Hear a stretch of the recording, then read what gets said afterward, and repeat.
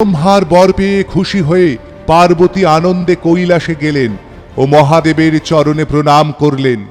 পার্বতীকে দেখে তিনি একেবারে অবাক হলেন। প্রেমপূর্ণভাবে তিনি আলিঙ্গন করলেন গৌরীকে। পরিহাসের ছলে তিনি কালো বলেছিলেন দেবীকে, আর সেই জন্যই আজ গৌরী স্বর্ণপ্রভা সমুজ্জ্বলা। শিব আর পার্বতী খুব আনন্দের সঙ্গে বাস করতে লাগলেন কৈলাসে। সবার কথা মতোই অগ্নিদেব শিবের দ্বারের কাছে গেলেন ও ভয়ে ভয়ে ভাবতে লাগলেন ঢুকবেন কি করে, কারণ দ্বাররক্ষী হিসেবে সেখানে দাঁড়িয়ে রয়েছেন নন্দী।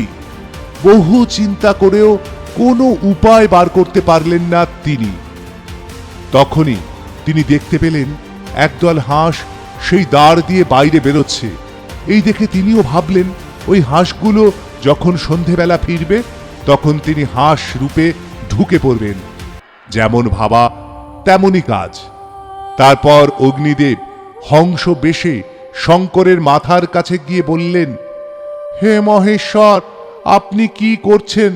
আপনার গৃহের দ্বারে কত দেবতা বসে আছেন, আপনি একবার গিয়ে দেখুন।